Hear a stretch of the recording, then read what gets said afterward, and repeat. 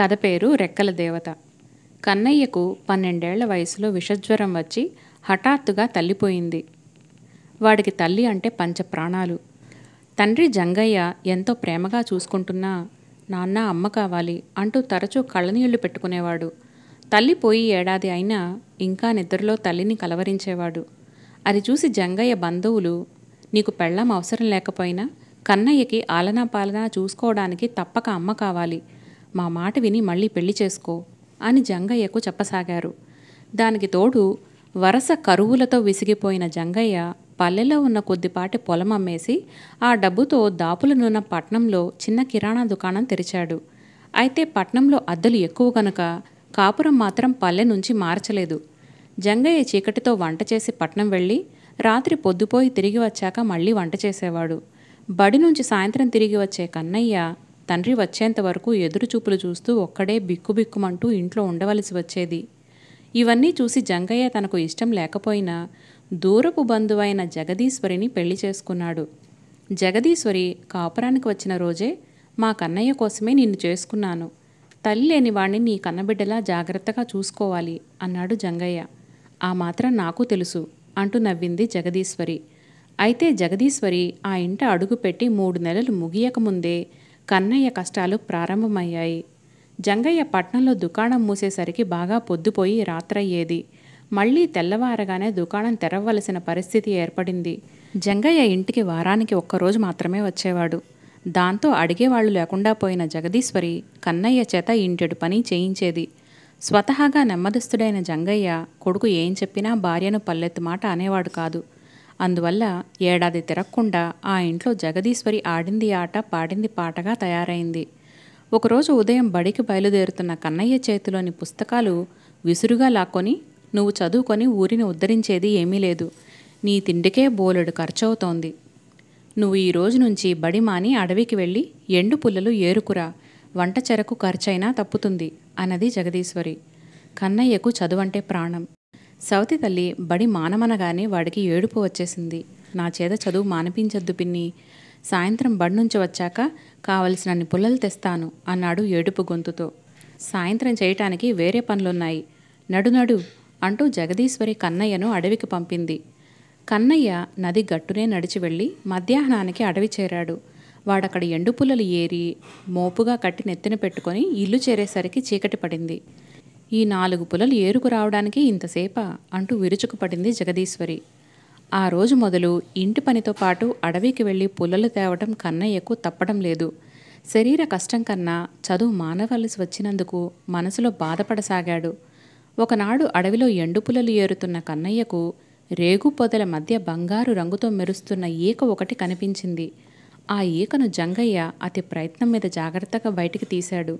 అది బంగారు రంగుతో దగదగా మెరిసిపోవటమే కాక సువాసనలు కూడా వెదజల్లుతోంది. కన్నయ్య ఆశ్చర్యంతో ఆ ఈకను అటూ ఇటూ తిప్పి చూస్తుండగా కళ్ల ముందు ఒక మెరుపు మెరిసినట్టయి ఒక దేవతా స్త్రీ ప్రత్యక్షమైంది. ఆ దేవతకు అందమైన రెక్కలున్నాయి. అవి బంగారు రంగుతో మెలమెలా మెరిసిపోతున్నాయి. చిన్న వయసులో కష్టపడుతున్న నిన్ను చూస్తుంటే జాలి కలుగుతోంది అన్నది రెక్కల దేవత. మా నాన్న సంపాదన తిండికే చాలక నేను ఇలా కష్టపడవలసి ఉంది. అయితే నా బాధ మాత్రం చదువు మానేసినందుకే. నా మీద అంత జాలిగా ఉంటే మరి ఇన్నాళ్ళు నాకు కనిపించలేదే అని అడిగాడు ఆశ్చర్యంగా కన్నయ్య. ఈ అడవిలో నా ఈక ఎవరి దగ్గర ఉంటే వారికే కనిపిస్తాను, ఇతరులకు కనిపించను. నేను నీకు సాయపడాలనుకుంటున్నాను. నీ చేతిలోని ఈకతో నా రెక్కలను 3 సార్లు తాకేవంటే బంగారు నాణాలు రాలుతాయి. వాటితో మీ దరిద్రం తీరిపోతుంది. నీకు ఈ కష్టాలు తప్పుతాయి. నువ్వెళ్ళి హాయిగా చదువుకోవచ్చు అన్నది దేవత. ఆ మాటకు కన్నయ్య నవ్వి, కష్టపడకుండా సంపాదించిన డబ్బుతో తృప్తిగా బతకలేం అని బడిలో మా గురువుగారు చెబుతుండేవారు. నీ బంగారు నాణాలు నాకు వద్దు అన్నాడు. కన్నయ్య మాటలకు ముచ్చటపడిన దేవత, అయితే నువ్వు పుల్లలు ఏరేదాకా నీతో కబుర్లు చెబుతుంటాను, నీకు కష్టం తెలియదు అన్నది. దేవత చెప్పే మంచి మాటలు వింటూ ఆమె రెక్కలు విస్తురుతూ ఉంటే వచ్చే సుగంధభరితమైన చల్లటి గాలులతో సేదతీరుతూ సునాయాసంగా కట్టెల మోపు సిద్ధం చేశాడు కన్నయ్య. నా వీపు మీద కూర్చో, నిన్ను మీ ఇంటి దగ్గర దింపుతాను. ఆ ఈకను ఎవరికంటా పడకుండా భద్రంగా దాచుకో, అది పోగొట్టుకుంటే నేను నీకు కనిపించను అంటూ దేవత అందమైన పెద్ద పక్షిగా మారిపోయింది. ఆ తర్వాత కన్నయ్యను వీపు మీద కూర్చోబెట్టుకొని ఆకాశంలో ఎగురుతూ వచ్చి వాళ్ళ ఇంటి పెరట్లో దింపి వెళ్ళిపోయింది. రాత్రి వంటకు బియ్యం సిద్ధం చేస్తున్న జగదీశ్వరి, ఈరోజు చాలా పెందలాడే తిరిగి వచ్చావు, అయినా పెరటి దోవన వచ్చావేమిటి అని అడిగింది అనుమానంగా. పెరటి దోవన అడవికి అడ్డదారి ఉందిలే అంటూ కాళ్ళు చేతులు కడుక్కోవడానికి వెళ్ళాడు కన్నయ్య.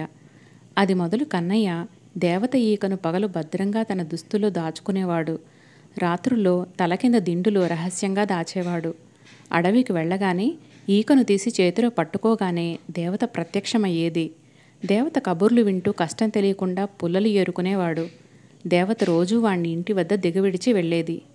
ఆ రోజు కన్నయ్య పొరబాటున దిండు కింద దాచిన ఈకను తీసుకోవడం మరిచిపోయి అడవిలోకి వెళ్ళిపోయాడు. పక్కలు సరిచేస్తున్న జగదీశ్వరికి కన్నయ్య దిండు కింద బంగారు రంగులో సుగంధాలు వెదజల్లుతున్న ఈక కనిపించింది. ఆ ఈకను చూడగానే జగదీశ్వరి కళ్ళు చెదిరిపోయాయి. ఆ ఈకను అప్పటికప్పుడే ఊళ్ళో ఉన్న స్వర్ణకారుడి వద్దకు తీసుకువెళ్ళింది. దాన్ని పరిశీలించి చూసిన స్వర్ణకారుడు, ఇదంతా మేలిమి బంగారం, దీనిని నాకు ఇస్తే 1000 వరహాలిస్తాను అన్నాడు. దీనిని అమ్మాలనుకుంటే నీ దగ్గరికే వస్తానులే అన్నది జగదీశ్వరి. ఆమె ఇంటికి వచ్చి తీయటి సున్ని ఉండలు తయారు చేసింది. సాయంత్రం కన్నయ్య రాగానే, ఇంటి కోసం ఎంత కష్టపడుతున్నాడు నా తండ్రి అంటూ చెంగుతో వాడి మొహం మీద చెమట తుడిచి కొసరి కొసరి సున్ని ఉండలు తినిపించింది. జగదీశ్వరి కనబరుస్తున్న ఆప్యాయతకు కన్నతల్లి గుర్తుకు వచ్చి కళ్ళనీళ్లు తిరిగాయి కన్నయ్యకు. ఇదే సమయమని జగదీశ్వరి బంగారు ఈకను చూపించి, ఈ ఈక నీ దిండు కిందకి ఎలా వచ్చింది? తల్లిలాంటి దాన్ని నా దగ్గర దాపరికం దేనికి? దీనిని నీకు ఎవరిచ్చారో చెప్పు అని అడిగింది. కన్నయ్య రెక్కల దేవత గురించి అంతా జగదీశ్వరికి చెప్పి అడవిలోకి వెళ్ళి ఈ ఈకను చేతిలో పట్టుకుంటే దేవత ప్రత్యక్షమవుతుంది అన్నాడు. మర్నాడు ఉదయం జగదీశ్వరి, కన్నయ్య, నీకు చదువు అంటే ప్రాణం కదా, పాపిష్టిదాన్ని మధ్యలోనే చదువు ఆపించాను. ఈ రోజు నుంచి నా కష్టాలేవో నేను పడతాను, నువ్వు బడికి వెళ్ళు అన్నది. కన్నయ్య పుస్తకాలు తీసుకుని సంతోషంగా బడికి వెళ్ళాడు. వాడు అటు వెళ్ళగానే జగదీశ్వరి దేవత ఈకను కొంగుచాటున దాచుకొని ఒక గొడ్డలి తీసుకుని అడవికి బయలుదేరింది. అడవి లోపలికి వెళ్ళి ఈకను ఎడమ చేత్తో పట్టుకొని కుడి చేతిలోని గొడ్డలితో పక్కనున్న చెట్టును నరుకుతున్నట్లుగా నటించసాగింది. అంతలో, ఆగు, అదేం పని, పచ్చని చెట్టును నరకడం మహాపాపం అంటూ రెక్కల దేవత ప్రత్యక్షమైంది. ఏం చేయమంటావు తల్లి, మా కన్నయ్య తెచ్చే 4 పుల్లలతో మా దరిద్రం తీరేదేనా అంటూ విచారంతో చేతులు తిప్పింది జగదీశ్వరి. కన్నయ్యను కష్టపెట్టకుండా చదువుకోనిస్తే నీకు సాయం చేస్తాను. చదువు లేకపోతే మనిషికి ఈ అడవిలోని మానుకు తేడా ఏమీ లేదు అన్నది దేవత. తప్పక చదివిస్తాను తల్లి, ఆ చేసే సాయం ఏదో తొందరగా చెయ్యి అన్నది జగదీశ్వరి. నీ చేతిలోని నా ఈకతో నా రెక్కల మీద 3 సార్లు తాకావంటే బంగారు నాణేలు రాలుతాయి అన్నది దేవత. వెంటనే జగదీశ్వరి ఈకను దేవత రెక్కల మీద 3 సార్లు తాకింది. రెక్కల నుంచి కొన్ని బంగారు నాణేలు రాలాయి. వాటిని చూసి అబ్బురుపడిన జగదీశ్వరి మళ్లీ ఈకతో దేవత రెక్కలను తాకించబోయింది. రోజుకి ఒకసారి మాత్రమే నాణేలు రాలుతాయి అంటూ దేవత అదృశ్యమైంది. ఆ నాణేలతో ఇంటికి వచ్చిన జగదీశ్వరికి రాత్రంతా నిద్ర పట్టలేదు. అప్పటికప్పుడే అందరికన్నా ధనవంతరాలు కావాలని ఆత్రంతో ఆలోచించింది. మర్నాడు తెల్లవారగానే గొడ్డలిని భుజాన వేసుకొని అడవికి వెళ్ళి ఈకను తీసి పట్టుకున్నది. మళ్ళీ వచ్చావెందుకు అంటూ దేవత ప్రత్యక్షమైంది. నువ్వు నిన్న ఇచ్చిన నాణేలు పాత బాకీలు తీర్చడానికే సరిపోయాయి. ఇక కన్నయ్యను ఎలా చదివించను చెప్పు అన్నది జగదీశ్వరి విచారంగా. దిగులు పడకు, ఈకను నా రెక్కలకు తాకించు అన్నది దేవత.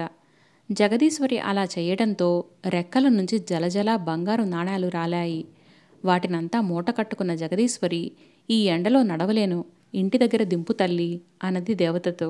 పెద్ద పక్షి రూపమెత్తిన దేవత జగదీశ్వర్ని తన వీపున కూర్చోబెట్టుకొని బంగారు రెక్కలల్లారుస్తూ ఆకాశ మార్గాన బయలుదేరింది. అవకాశం కోసం చూస్తున్న జగదీశ్వరి తన చేతిలోని గొడ్డలితో దేవత బంగారు రెక్కలను తెగ నరకాలని ప్రయత్నించి అదుపు తప్పి అంత పైనుంచి కింద అగాధంలోకి పడిపోయింది. ఆమె చెంగులోని ఈక గాలికి ఎటో ఎగిరిపోయింది. ఆ తర్వాత ఆమె ఏమైపోయిందో ఎవ్వరికీ తెలియలేదు. భార్య కోసం 10 రోజులు వెతికిన జంగయ్య ఆమె జాడ కనిపించకపోయేసరికి ఇక పల్లెలో ఉండలేక వచ్చిన ధరకు ఇల్లు కూడా అమ్మేసి పట్నానికి మకాం మార్చేశాడు. పట్నంలోని పెద్ద బడిలో చదువుకునే కన్నయ్యకు తరచూ రెక్కల దేవత గుర్తుకు వచ్చేది. ఆ సంగతి చెబితే అంతా నీ భ్రమ. పోనీలే, ఆ దేవత ఎన్నో మంచి మాటలు చెప్పిందన్నావు కదా, వాటిని ఆచరిస్తూ బాగా చదువుకొని జీవితంలో పైకిరా అనేవాడు జంగయ్య నవ్వుతూ. మరొక మంచి కథతో మళ్ళీ కలుద్దాం. నమస్తే.